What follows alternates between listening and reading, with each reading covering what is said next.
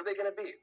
Well, when Trump does what he says he was going to do on day one, if he does it, he's going to move to deport all the illegal immigrants. What will happen with that? You're going to see advocacy groups try to represent the various illegal immigrants. Now, the Supreme Court has been weighing cases on the degree to which illegal immigrants can actually have legal representation if ICE or another agency tries to deport them. Whether, again, they have the rights of citizens to the normal court system we have when an agency is deporting them. Or, for example, if it's done during an act of war, for example, with the Alien Enemies Act, which Trump is saying he's going to use. Regardless of that, though, you're almost without a doubt going to see challenges at the state level, where, for example, various U.S. officials, Gavin Newsom in California, for example, they're now talking about state rights and state sovereignty. Terms that when Biden was president were actually defined as being potentially extremist terms, but not something that was ever extreme before that, right? States do have rights in relation to the federal government, but suddenly it's no longer considered an extremist term. Day one, or within the first week now, they're talking about state rights yet again. The context of that is very likely going to be trying to protect illegal immigrants within those states and within certain cities from being deported. And they've done it before. Remember when Trump was president back in 2016? Trump also was, people were saying, oh, he's going to deport illegal immigrants. And many states and many cities became sanctuary cities. Yeah, they made it illegal for law enforcement to cooperate with ICE, immigration enforcement. And that had, of course, a trickle-down effect on crime because it meant that a lot of illegal immigrants may not go to prison unless they're indefinitely held, unless they're on the books. And if you don't have a way to track them, there's no way to really hold them accountable. But again, that is what we will likely see yet again. The question is whether it can hold up legally if Trump actually does invoke the Alien Sedition Act. On that note as well, you will very likely be seeing different advocacy groups, nonprofits. This will be the mainstream media narrative, blasted full volume, I guarantee it.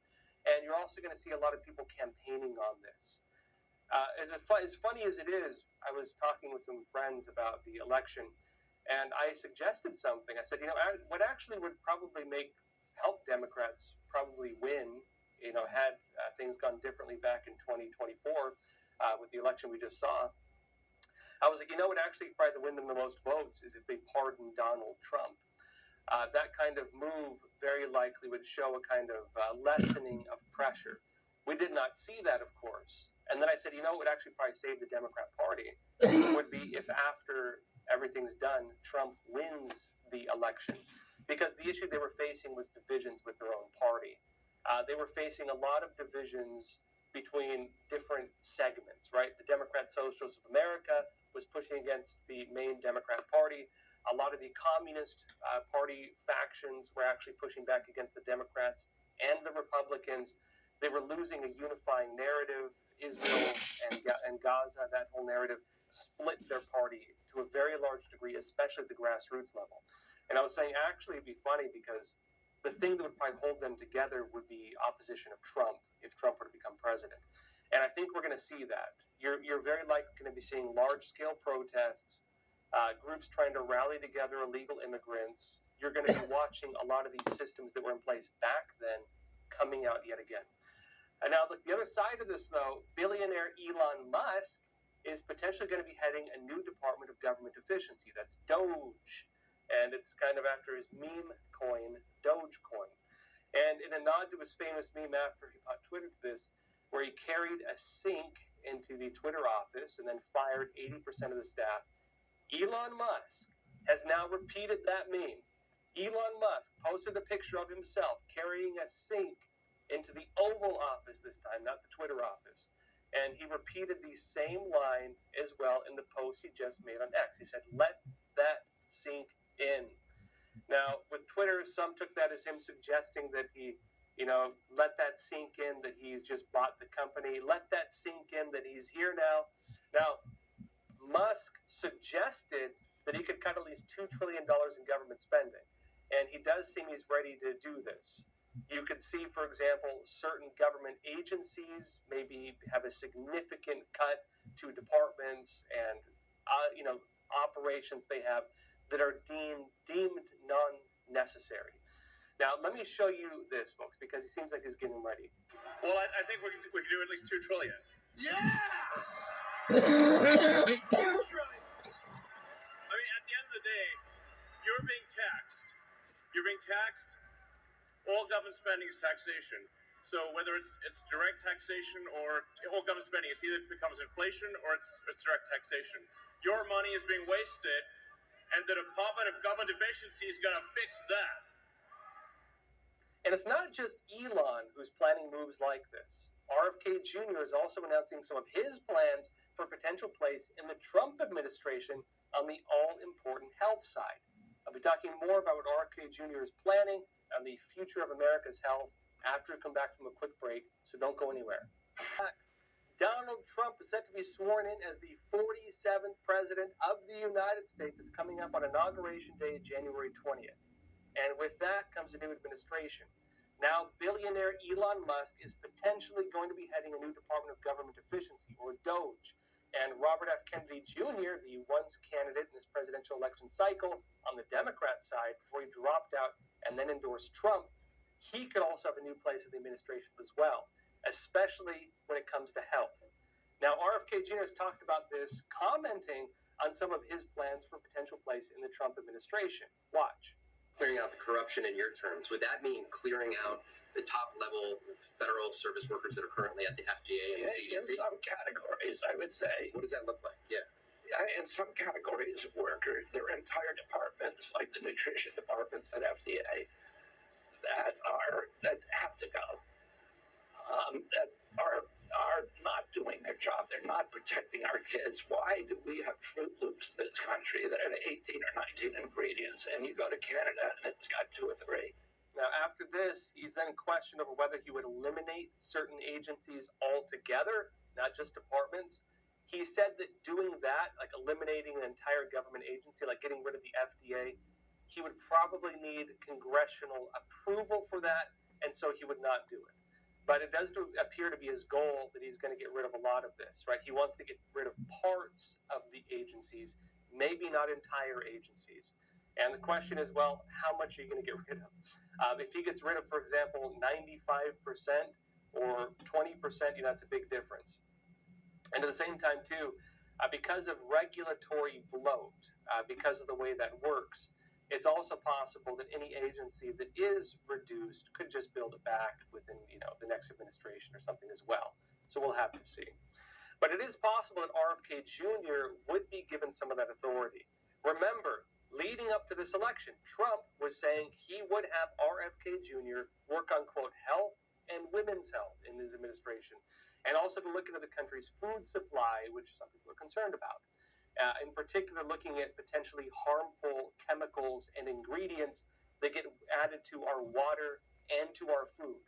Now, this was him during a campaign rally in Nevada a week ago. Watch this. Robert F. Kennedy Jr. we have. And he's going to work on health and women's health and all of the different reasons, because we're not really a wealthy or a healthy country. We're not a wealthy country. We have 36 trillion, but we'll get that taken. You know what's going to take care of that? Largely, the liquid gold is going to help us with that. That's why I told Bobby, I want you to take care of health. I want you to look at the food and the food supply and what we put on the food and all sorts. You can look at, but let me handle the oil and gas, Bobby. One thing about Trump that, whether you like him or not, that many people do say about him, is he tends to do what he says he's going to do. Now, Kennedy has been pushing a new narrative called MAHA, Make America Healthy Again. And he's been very much against what he sees, what he seems to view, as an overuse of vaccines. The vaccine schedules for kids and so on. Harmful chemicals included in the vaccines, things he says, for example, like mercury that can get into the brain and stay there, and also other medications, big pharma overall. He's also on broader problems within the pharmaceutical industry and what he seems to view as maybe corruption or maybe money interest that overrides the goal of actually saving lives. He has since clarified that he's not planning to get rid of vaccines altogether, though. He has suggested that he will keep them available, but maybe just get rid of the mandatory vaccines, especially the vaccine schedules for kids. Donald J. Trump is set to be sworn in as the 47th president of the United States of America. He'll be 47 and 45. Now, after his win, the economy also just got a boost. After Trump won the election, Wall Street jumped to a record high. The Times said this. This is the Dow Jones Industrial Average shot up 1,500 points to its record high on Wednesday after Donald Trump won a second presidential term. It was that Trump's promises during the campaign to increase tariffs, cut taxes, and slash federal regulations appeared to encourage investors to plunge into a range of assets that might benefit from his policies. And they say, quote, everywhere you look, there's the thumbprints of these election results for markets. And that's according to Paul Christopher, who's head of global investment strategy at the Wells Fargo Investment Institute.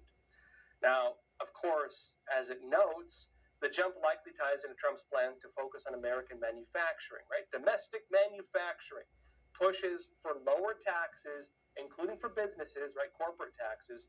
One thing the Biden administration is trying to do is raise corporate taxes and then create global, mandatory minimum taxes globally so that businesses could not escape high U.S. taxes. That if they raise taxes here, they can't just move to the Caribbean or something like that, right? That's been a very difficult move for them. But because of taxes on businesses, a lot of businesses, some would say, they're not going to be here. That was the argument Trump had. Why would you do business in a place if you have to give like 20, 30, 40% of your profits when you can just move your business to another place, do the exact same business and pay, 5, 10% or even less in taxes? Which one are you going to do? Especially when you have to answer to your shareholders.